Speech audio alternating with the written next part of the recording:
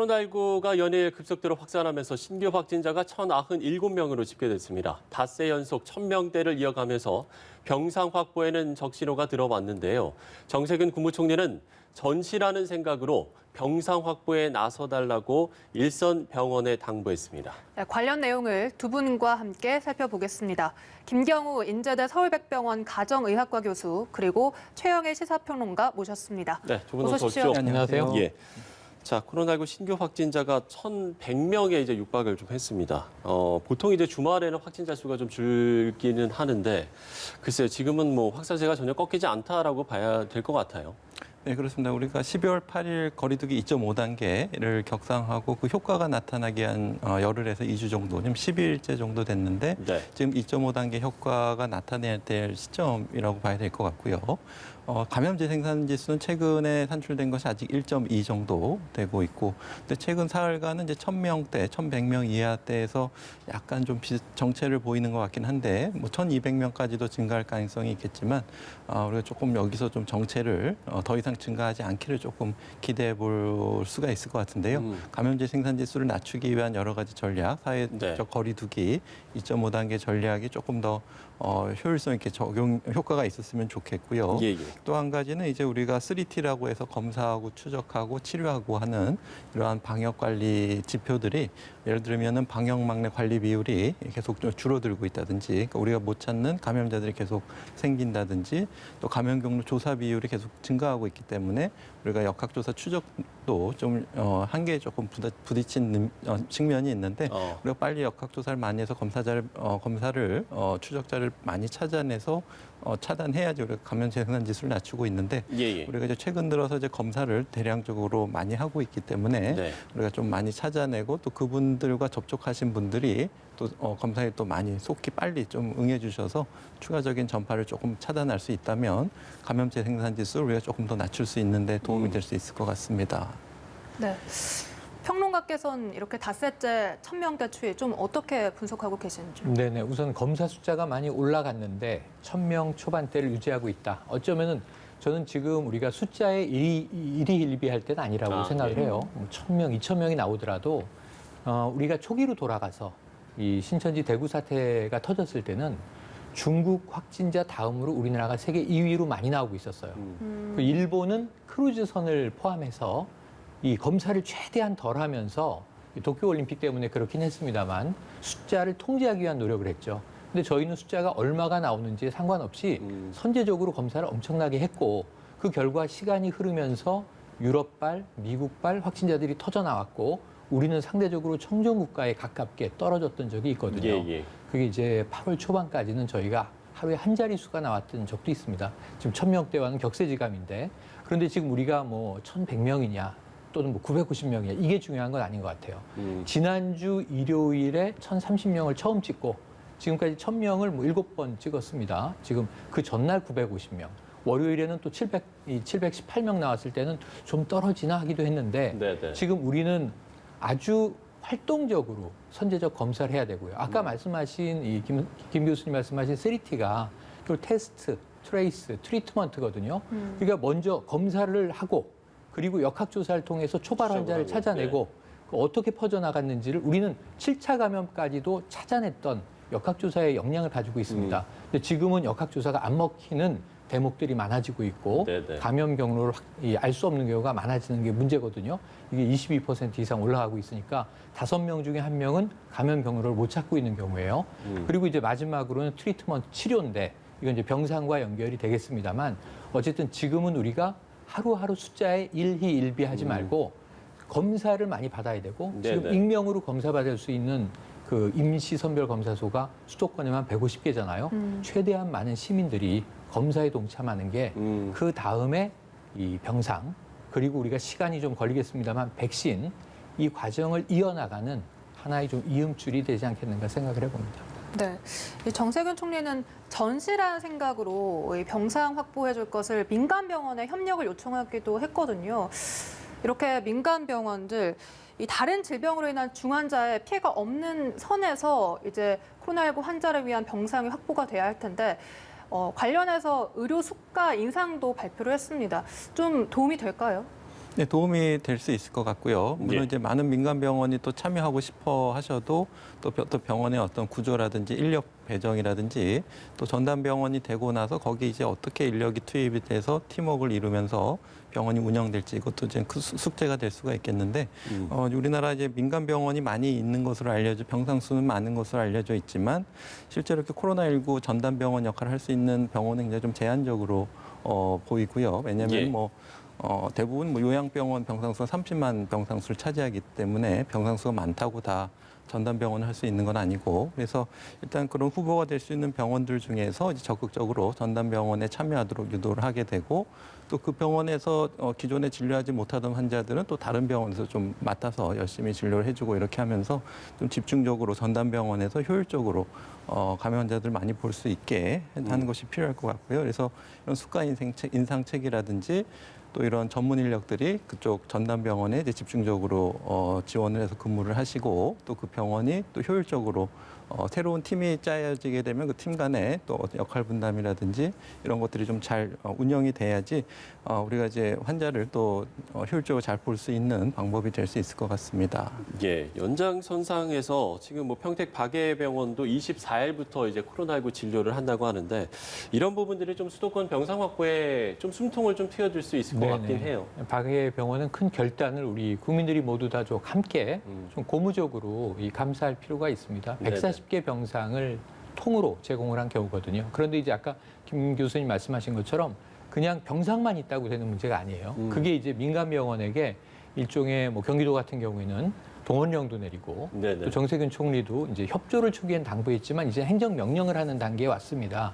그런데 문제는 차출한다고 되는 문제는 아니거든요. 말씀하신 대로 이 병상만 놓을 거면 서울의료원에 지금 컨테이너 박스 놓고 150여 개 병상, 170여 개 만들고 있는데 문제는 거기에는 소프트웨어도 들어가야 되고 이 코로나 치료를 위한 전문적인 치료 시설이 세팅이 돼야 되고 그다음 제일 중요한 건 휴먼웨어죠. 사람이 의료진이 배치되지 않으면 위중증 환자들이 거기에 이제 병상을 얻어서 누워 계신들 이 적확한 치료가 불가능할 거란 말이죠. 그래서 이러한 것들을 다 맞춰 나가는 데는 굉장히 이제 복잡한 협업이 필요한 과정이고요.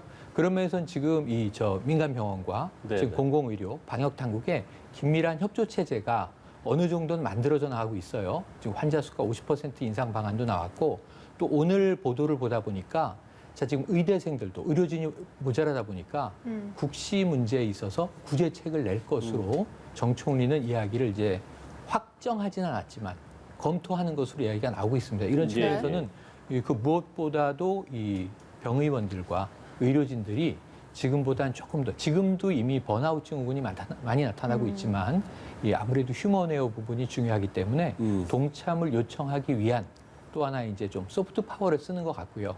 국가가 어떤 이제 강제 동원 권한으로도 할 수 있지만 문제는 이게 시스템이 돌아가야 되는 문제이기 때문에 무엇보다도 자발적인 협조가 중요하거든요. 더 전제가 되는 것은 3단계로 올릴 것이냐 안 올릴 것이냐 지금 모두 지켜보고 있는데 문제는 이 정부가 또 강조하는 것은 자발적 3단계. 지금 3단계로 올려도 동참하지 않는 국민들. 아까 리포트 보면 황당하지 않습니까? 이 상황에 지금 이 자정 무렵에 술을 먹고 싶겠습니까? 그런데 그런 사람들도 또 극소수지만 있단 말이죠. 그래서 무엇보다도 시민들 전체가 자발적 3단계라는 마음으로 이 멈춤에 동참하는 연말이 가장 중요할 것 같습니다. 네, 이런 병상 부족으로 이 대기 중 사망한 사례도 3명이 추가가 됐거든요. 중대부는 1일 이상 대기 환자를 없애겠다라는 방침도 밝혔습니다. 이에 더해서 이렇게 생활치료센터, 중환자 병상, 거점 병원 사이에 좀 환자의 적절한 배분도 필요해 보이는데요. 네, 그렇습니다. 이제 한정된 자원을 효율적으로 쓰기 위해서는 또 환자의 중증도에 따라서 거기에 맞는 중증 병상을 배정해야 되는데 대부분 코로나 환자분들에서 기저질환이었고 젊은 층들은 굳이 중환자 치료가 없이 경과를 잘 지켜보면 되는 환자분들이 대부분인데 그중에서 10 내지 15% 특히 이제 연령이 높으신 분들은 중환자로 가실 가능성이 있기 때문에 그분들은 어떻게 우리가 빨리 찾아내서 이분들의 중증화나 사망을 예방하는 것이 지금 제일 필요한 과제라고 할 수 있겠는데요. 그러기 위해서 지금 한정된 중환자 병상에 꼭 필요하신 분들만 배정하기 위해서 또 중환자를 또 이제 등급을 나눠가지고 우리가 인공호흡기나 에크모가 필요한 최중증 환자를 따로 분류하고 또 고류량 산소 공급만 해줘도 되는 중환자를 따로 분류해서 준중환자실을 만들어서 우리가 보다 좀 중환자실을 효율적으로 가동하는 것으로 준비하고 있고 고류양 산소 같은 경우에는 본인이 폐 기능이 떨어져서 산소만 부족하지 의식도 있고 자발호흡도 하실 수 있고 식사도 하실 수 있고 이런 상태이기 때문에 예. 잘 분류해서 그런 분들은 이제 따로 치료를 할 수 있는 준중환자 병상은 조금씩 확장하기가 조금 용이하기 때문에 그런 것을 좀 많이 늘려서 이제 효율적으로 한정된 자원을 사용하는 데 도움이 될 것 같고요. 이제 말씀하신 것처럼 이제 소수의 환자인 경우에는 이 환자는 이 병상 이렇게 배정할 수가 있는데 하루에 막 1,000명씩 나오고 또 어제 배정 못 받으신 분들도 있고 또 한정된 인원이 6명에서 막 1,000명에게 전화를 한다는 것도 사실 어렵고 그렇기 때문에 아마 그런 것들에 대해서 충분한 인력 지원이라든지 또 병상이 많으면은 또 좀 충분하게 또 병상 배정도 할 수 있을 것 같고 또 우리가 조금 더 일부 전담병원 같은 경우에는 응급실을 이제 코로나19 환자만 볼 수 있게 일반 환자들이 이용하지 못하는 응급실도 있기 때문에 예. 진짜 급한 환자는 일단 응급실로 코로나 전담 응급실을 만들어서 그쪽에서 먼저 진료를 해서 상태를 좀 파악하고 분류하고 이런 추가적인 작업도 좀 필요할 것 같습니다. 예. 자, 그런가 하면 서울과 경기에서는 지금 대학교 기숙사를 치료 시설로 활용을 하기로 했는데 이를 두고 학생들의 반발도 좀 커지고 있다고 하더라고요. 네, 이런 네. 부분은 좀 적절한 조율이 필요할 것 같기도 합니다. 그렇습니다. 학생들의 마음도 이해는 되죠. 예, 예. 불안하죠. 물론 네. 지금 안 그래도 원격 수업이 오래되기도 하고 학교의 시설들이 대부분 이용 못하게 돼 있습니다. 예, 예. 도서관에 앉아서 공부하는 거는 옛날 이야기고요. 지금 이제 겨우 책이나 대출 받을까, 책 대출 받고 반납하고 이런 정도 활동 외에는 모두 통제돼 있는데 자, 여기서 고민이 되는 건 그런 지점이죠. 우리가 초기에 올 초에 우한 교민들을 우리가 전세기로 모셔온 적이 있어요. 2주 동안 이제 생활격리가 시작됐던 첫 단계였죠. 네, 그럴 때 예. 공무원 연수원, 경찰 연수원을 우리가 아예 통으로 내서 거기에 1인 1실로 2주 동안 엄청난 격리를 하면서 초기에는 거기에 시설로 들어가시기 전에 지역 주민들의 반대가 있었습니다. 예, 그런데 그렇죠. 그 다음에 이제 응원이 나왔고 격리를 잘 마치고 그리고 정말 이 모범적으로 격리 생활이 끝났고 네. 그 외에 그런 일들이 이탈리아 교민들 또 이제 중동에 있는 우리 근로자들 여러 차례가 있었어요. 그러면서 이제는 국민들이 그 자체를 초기처럼 우려하지 않아요. 그래서 전 대학생들을 이제 방역 당국이 잘 설득해야 된다고 생각을 하는데 얼마나 안전하게 통제가 되는지에 대해서 불안감을 해소시켜주는 소통 과정이 분명히 필요하고 예. 그 두 번째는 어떤 고민이 있냐면 대학교 기숙사도 대학마다 상황이 다 다릅니다. 오히려 제 생각에는 비수도권 대학의 기숙사는 공간도 조금 넓고 또 이제 이 어떤 지역 주민들의 생활 공간으로부터 떨어져 있고 주로 이제 야산에 많이 있고 이런 경우들이 있어서 거리두기 확보 차원에서는 오히려 방역상 안전할 수 있겠구나 싶은데 지금 문제는 서울과 경기도란 말이에요. 예. 여기는 인구 밀집도도 높고 대학가 자체가 하나의 타운으로 형성돼 있지 않습니까? 기숙사도 이 주민들이 생활하는 공간에서 멀지 않은 경우들이 있어요. 그래서 대학의 이제 기숙사 상황들을 최대한 고려하고 안전성을 이제 확보한 기숙사들을 주로 이제 동원할 것으로 저는 생각을 해봅니다만 그럼에도 불구하고 이 불안감은 당연히 있을 수 있다. 이 네. 자체가 이제 이 문제가 되는 것은 아니다. 해소하기 위한 과정을 소통을 열심히 해야 된다라고 생각이 되고요. 또 한 측면으로는 대학생들이나 그 해당 대학의 이제 인근 주민분들께서는 지금 이 정도 우리가 바이러스가 지금 많이 활동하고 있는 상황이면 기숙사가 문제가 아닌 것이죠. 어디든 문제가 될 수 있는 거죠. 식당에서도 접촉 가능하고 직장, 심지어는 가족 간의 이제 이 산발적 소규모 집단 감염도 많이 벌어지고 있기 때문에 기숙사만의 문제는 아니다. 오히려 그만큼 이제 생활 격리 시설로 쓰면서 이 치료 센터가 훨씬 더 안전하다라고 하는 것을 상호간 신뢰할 수 있는 과정이 전제돼야 한다 이런 생각을 해봅니다. 네. 그런가 하면 확진자가 도망을 쳤다가 이 붙잡힌 사례도 나왔습니다. 예. 이 충북 음성 소망병원 확진자가 서울로 이송 중에 119 대원이 수속을 밟는 사이에 이제 벨트를 풀고 도망을 쳤다가 2시간 만에 붙잡힌 건데요. 혹시 이런 방역 의료 인력에 부족함이 있었지 않나, 이 숫자 부족함이 있었지 않나 이런 지적도 나오는데요. 네, 좀 많이 부족하죠. 특히 이제 충북에서 서울까지 또 이송하신 119 대원도 수고가 많으시고, 근데 아마 네. 이분은 기저 정신질환이 좀 있으셨던 것으로 이제 추정이 되는데요. 또 특히 이런 분들은 그 격리 진료실에서 진료하기가 사실 또 어렵습니다. 좀 통제도 어렵고 굉장히 어려운 점이 많기 때문에 예. 그러니까 의료진이 할 수 있는 부분도 있고 또 이렇게 119 대원이 혼자서 하시기에는 또 이분이 이렇게 사실 뭐 간단한 인력만 조금 보조를 해드려도 이런 것들을 예방할 수가 있는데 인력 부족은 사실인 것 같고 그래서 어떤 전문 의료진의 투입이라든지 또 이렇게 방역 진료 지원 인력이라든지 누구든지 할 수 있는 역할들이 있으시고 또 뭐 환경 미화하시는 분들도 굉장히 또 우리 방역에 굉장히 중요한 역할을 하시기 때문에 우리 일회용 어떤 방호물품 이런 것을 버리는 쓰레기통 같은 게 금방 차거든요. 그렇기 때문에 이것도 좀 잘 치워주시고 또 한 번 더 닦아주시고 이런 노력들이 사실 보이지 않는 데서 많은 분들의 노력이 필요하신 부분이 되겠는데 예. 이렇게 어떤 이런 인력 관리라든지 또 이런 진료 지원 같은 것들이 모든 분들의 참여, 자원봉사 이런 것들이 좀 굉장히 많이 도움이 되고 또 필요한 시점이라고 할 수 있겠습니다. 예. 사례를 한 가지만 더 짚어보면 서울 동부구치소에서 지금 대규모 집단 감염이 발생했는데 여기가 이제 지금 이명박 전 대통령이 수감돼 있는 곳인데 첫 확진자가 지난달 말에 나왔던 게 이제 뒤늦게 좀 알려졌더라고요.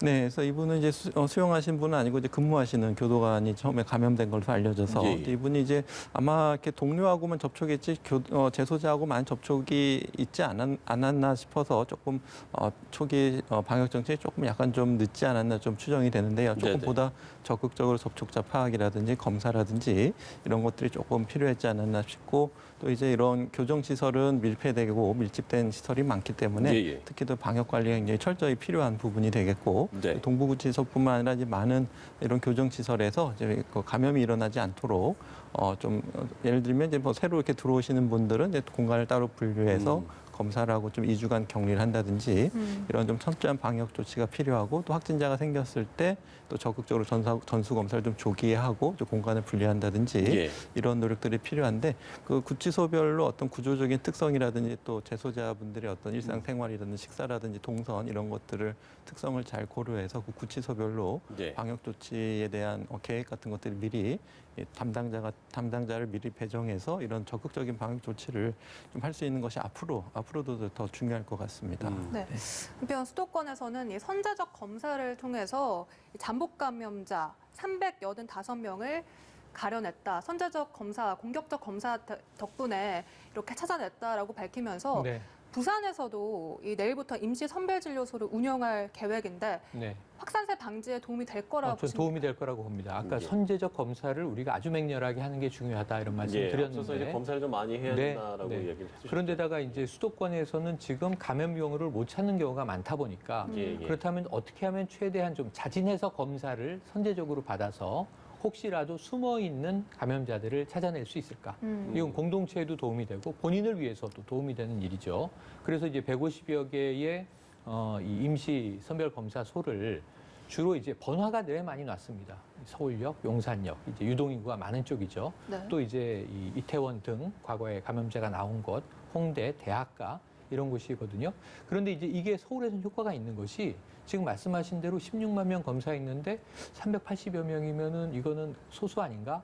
한번 우리가 집단 감염이 궁금해서 2번 이 시험을 해본 적이 있어요.